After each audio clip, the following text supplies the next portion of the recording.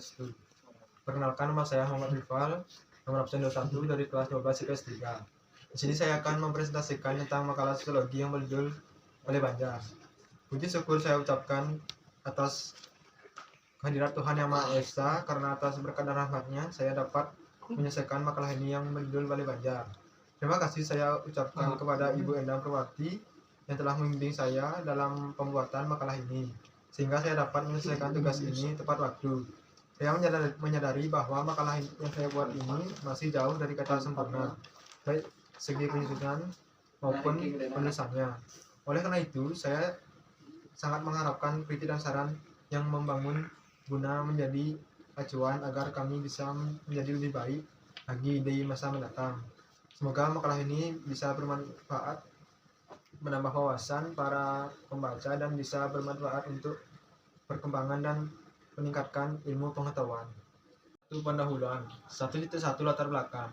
Arsitektur dan kebudayaan merupakan kedua hal yang memiliki kaitan yang erat sehingga tidak dapat dipisahkan. Jika dikaitkan dengan nilai-nilai lokal, salah satunya yang menjadi perhatian saat ini di Indonesia, khususnya di Bali, adalah arsitektur tradisional Bali yang saat ini masih diterapkan pada bangunan-bangunan, baik dalam bentuk tradisional maupun modern. Arsitektur tradisional Bali tidak lepas dengan unsur-unsur kebudayaan yang hingga saat ini masih diterapkan oleh masyarakat di Bali, karena dianggap memiliki nilai filosofi tersendiri dalam setiap nilai-nilai yang terdapat pada arsitektur tradisional tersebut. Khususnya hingga saat ini masih diterapkan arsitektur Balai Banjar. Kedua, rumusan masalah. Apa sejarah dari Balai Banjar? Kedua, apa fungsi dari Balai Banjar? 1.3 tujuan. Untuk mengetahui sejarah Balai Banjar pada umumnya. Untuk mengetahui fungsi Balai Banjar sejak dulu hingga sekarang. 2. Pembahasan. 2.1. Apa sejarah dari Balai Banjar? Arsitektur Balai Banjar pada dasarnya merupakan suatu wadah kegiatan masyarakat yang berkaitan dengan pakraman, agama, dan bentuk-bentuk sosial lainnya, dengan melibatkan sebagian atau seluruh anggota Banjar. Sejalan dengan pertumbuhan teknologi, komunikasi, informasi, dan ekonomi di era global ini, arsitektur Balai Banjar terlihat mengalami perkembangan fungsi maupun bentuknya, terutama di kota Denpasar dan sekitarnya. Fungsi dari Balai Banjar.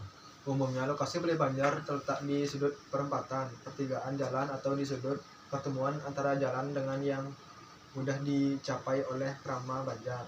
Dalam bentuknya yang tradisional, pakraman Balai Banjar tidak memiliki tembok penyagar pada dasarnya. Di sebelah selatan atau tenggara terletak lampu dan dapur Banjar, dan juga dilengkapi pelebonan serta balik kulkul di pojok barat dayanya. 2.3. Dari beberapa Balai Banjar bertingkat di lantai dasarnya banyak digunakan sebagai taman kanak-kanak seperti Banjar Tapak Siring, Banjar Rensiat, dan lain-lain.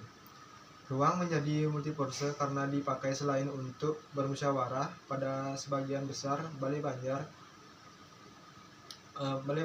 pada hari tertentu digunakan untuk tempat latihan menari bagi anak-anak dan remaja, dan juga dipakai sebagai tempat latihan berganjur atau menggambal, misalnya Balai Banjar Tegal Lodan, Jengkogak Gede, dan 3. Penutup. Kesimpulan. 3.1. Berdasarkan hasil analisis dan pembahasan dapat disimpulkan penyelesaian fungsi Balai Banjar terjadi karena mengalami transformasi bentuk. Perubahan ini terjadi karena semakin berkembangnya zaman, teknologi, perekonomian Banjar, keterbatasan lahan, jalan masyarakat, dan mengatasi konstruksi agar Balai Banjar lebih kokoh. Walaupun Balai Banjar ini mengalami transformasi bentuk menjadi lebih modern, perubahan Balai Banjar ini menjadi lebih modern tetapi tetap menggunakan nilai-nilai arsitektur lokal seperti ukir-ukiran Bali dan konsep-konsep serta filosofi yang ada. Saran. 3.2. Kita sebagai calon arsitektur harus melestarikan arsitektur lokal.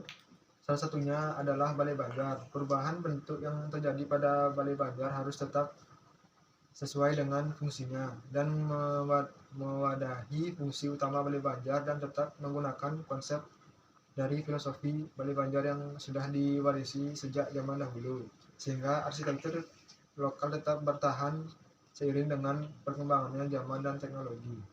Sekian presentasi dari saya tutup dengan pesan Santi. Om Santi Santi Santi Om. Om.